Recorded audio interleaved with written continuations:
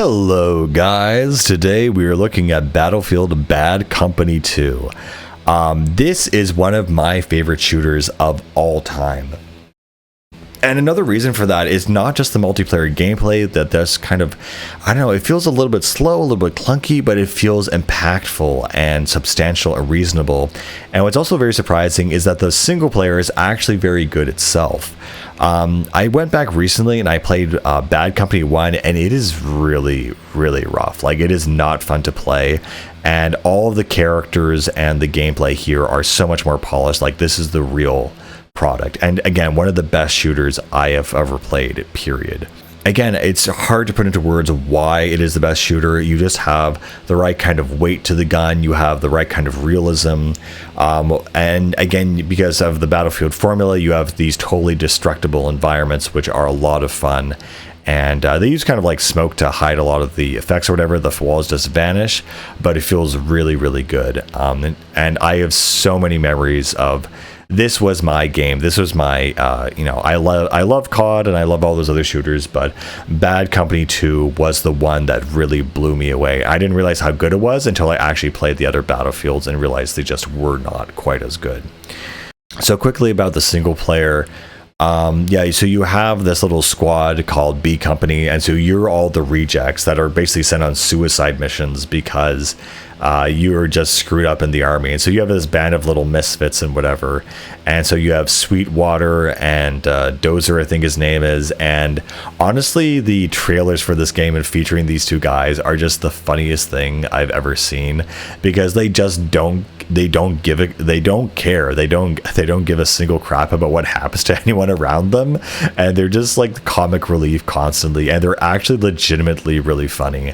And you're kind of the normal kind of foil character that is just going around. And so the story is, they have this kind of South American Russian connection where they're selling nuclear weapons, planning to invade the United States. And so, the general typical kind of, plot line that goes on in these kinds of games. But with the dialogue, it's honestly really funny. There's actually one mission where I started, and I actually stopped just to listen to the dialogue, where basically they're in the Black Hawk and they're rotating around, and the guy keeps radioing in asking if they need air support because he's so excited to be in the Black Hawk. He's like, when we need air support, we'll radio you in. He's like, oh, do you need me now? Maybe you need me now. It's like, well, since you don't need me, I'm going to tell you this story about my second uncle's cousin who ended up getting this one girl pregnant. It was real bad. So this ridiculous, like, off the cuff dialogue. I absolutely love it. It's so weird that not only is this one of the best, most well-made shooters, but it's also the funniest, which I just did not expect that combo to exist, but it definitely does.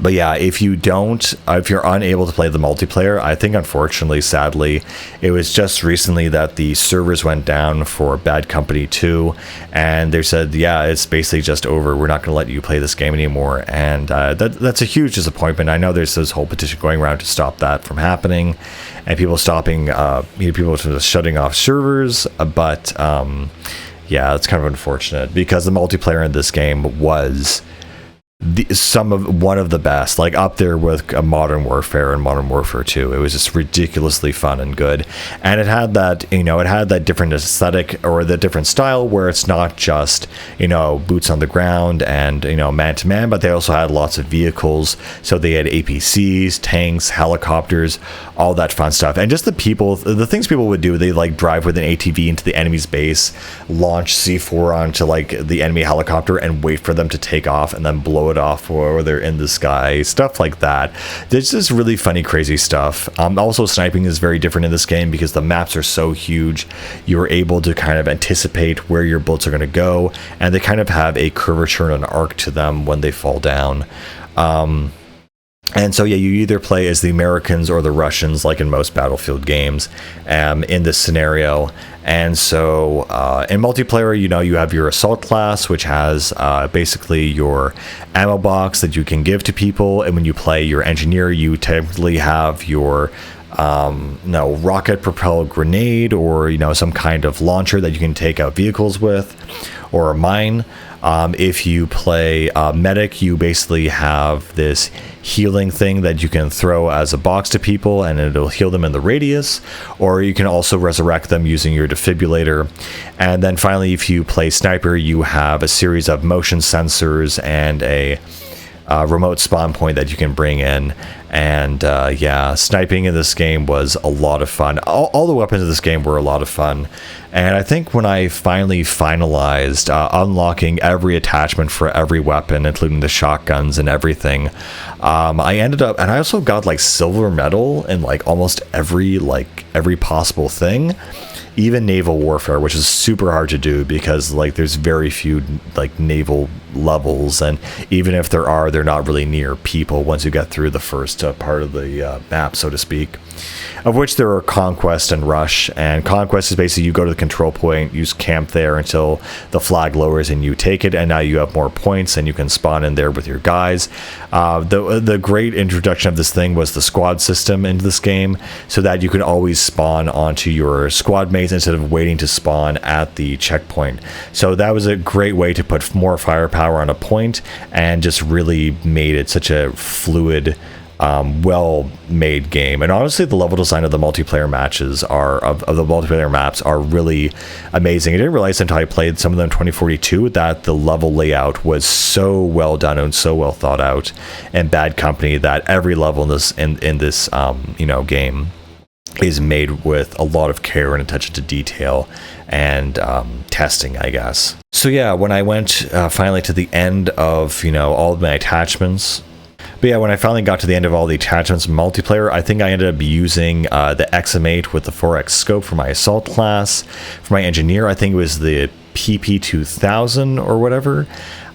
For my LMG, I think I used the M60 or whatever. Honestly, the LMGs never impressed me. They're like, okay, one LMG is similar to the other LMG. I've never used the RPK. I never really liked it. I like the big chunky boys, and so I probably chose the M60. And for the sniper, I used the Gold Magnum, I believe. Yeah, sniping is definitely like a different difficulty curve in this game. Usually you're kind of used to your bullet going where it is, but like I said, you have a little like curvature and an arc, and you kind of have to aim a little bit above the user's head to really get those headshots. And again, usually it'll take 2 shots to kill someone or 1 shot to the head. So if an enemy is stationary, you can try to take them out. But of course, if you're a sniper, you're also stationary, so you'd be very careful with that. But yeah, I just have a lot of great memories of this game, of the multiplayer. This is where I really kind of realized or established my sort of method of high speed, high octane gaming, where it was you basically pair Battlefield with, or Call of Duty or whatever, with certain music and soundtracks, and playing music while playing this game was a completely different experience. When you're blasting Miku or techno or rock and roll or whatever while playing Battlefield and these first-person shooters, it gives you a very different vibe and something that is transcendent as a medium, if I'm being truly honest. These go together like wine and cheese. They just complement each other so much. And my kind of go-to method for determining good music for a while, and I still think about it today, is essentially, can I play Battlefield to this music? Does it have the right kind of energy that would propel me to, do better? And when I did play music, I did always do better in these scenarios. Yeah, there's so many cool strategies in multiplayer, little hiding points, sneaking areas. There's obviously the big wide open maps, but there's also maps that are just all corridors and factories, and you can hide out in them, and they're very fun and kind of silly to mess around with. Also, the vehicles are very substantial. What I really do miss kind of from the future games is that when you go into first person mode, you have this weird either green or for the Americans, or the hyper red vision for the Russians, and it's just a very cool looking aesthetic and design, and how the vehicles worked was a lot of fun. Again, I love the fact that a lot of assault rifles came with grenade launchers, and so even though you weren't equipped with a medic loadout, you were able to essentially do stuff where you're able to destroy walls and breach buildings. And something that they didn't really bring back in 2042, which I wish they did, is that if you destroy a building enough and you take out all its walls, it'll start to groan and it'll collapse. And if there are any enemies or allies in its vicinity when it does that, they will instantly die. And so I always thought that was super cool, that you could literally destroy a lot of buildings on the map. And yeah, man, I've put so many hours into this game. It was so worth it, though. Like, this was one of the best shooters ever made. It's not like I pick up a new shooter or the latest thing and I'm like, oh, this is better, now I'm going to put all my time into this. No, it's a very particular, fragile formula that is balanced in a certain way. And I've only experienced that with certain games. And yes, COD 4 is definitely one of those games, but you look at like recent COD and how they're created, and it's just not quite the same. And it's really hard to put into words until you've experienced how these games function. The other thing in general I like about the Battlefield series that really, and this game really opened up my mind to, was that the way they treated shotguns was a lot more realistic, where, you know, even if the enemy is like super far away, the shotgun still shoots like slugs and pellets down range. Like, just because you aren't close range doesn't mean that those, you know, projectiles don't go far. So I've had instances in this game where there'll be enemies at like mid assault rifle range, and I'll be able to get them right in the dead center with the reticle of a shotgun, and it'll kill them and take them out.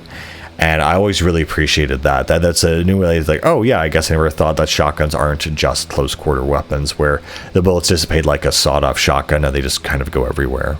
Also, I remember something very kind of weird and quirky with the engineering class is that you could use a tracer dart as your secondary weapon. And so once you hit that to a vehicle, you know, every even non sort of homing missiles and rockets would lock onto it. So that was a very cool thing and very embarrassing, especially if you could actually get it on a user or a you know, a foot soldier. It was very, very entertaining, very funny, because they had this giant red glowing thing in front of their face that they could never get rid of unless they die.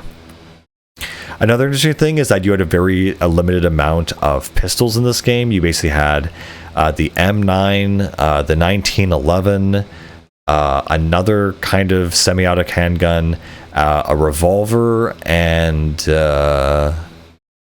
I think that was it, actually, along with the tracer dart. So you didn't really have a great selection of sidearms and pistols in this game, and you know, you definitely had a much better selection for your primary weapons. And again, it worked the same way as other Battlefield games, where you just have to use it a lot, and you will eventually unlock all of the things for it, which is mostly scopes and other attachments. The other thing I love doing in this game is very kind of clunky, but you could also use your knife, and so if you're at close quarters nearby someone and you were able to knife them, not only was it super embarrassing, but as your reward, you actually grab their gamer tag, and in the options menu, it actually shows which players you got multiple gamer tags and from which. And I think the most I ever got was this one guy who I must have knifed him 4 separate occasions, and so I had his dog tags essentially 4 different times, which was pretty funny and interesting. Again, this is a game where even if you're losing, you're still having fun. You're still learning how the guns work, getting some kills. You know, I remember, you know, C4 kills and things like that were really rare and fun, and just all the things you could mess around with. Also, the game felt very realistic when you went inside houses. For example, you had this echo effect. You know, the other players would automatically, you know, call out things, and so they would make gestures and you know, kind of NPC dialogue, so they're not actually doing it. It's just kind of automatic when they say someone's reloading, someone's down, and that kind of stuff. You know how it is. What's also interesting about this game is, I guess, you know, it has regenerating health, but instead of filling the screen with, you know, red jelly, it kind of just goes red around the edges and kind of dark. And if you wait a while, you will eventually regenerate your health, and it'll be shown as like a number value rather than a meter or anything. Also, I really like the grenades in this game. They're getting kind of slow and clunky, but they're really good for taking out enemies if they're camping and staying inside the cover of a house or something. But yeah, I think that's pretty much all I can really say about this game. Its guns just feel really good. The hit marker feels right. It feels really good when you know, take out an enemy in the campaign, but especially in multiplayer. Everything about it just feels really well done. It has a good weight to it, but it's not too cumbersome. And again, you know, they've been making these games for like almost, decades now, and there's only a handful of them that to me stand out as exceptional. And again, this even has a good single player. But yeah, I really hope they bring back the servers or something for this game, because this has been, at least to me, the best Battlefield game I've ever played. And yeah, that's pretty much it, guys. I will see you later. Take care.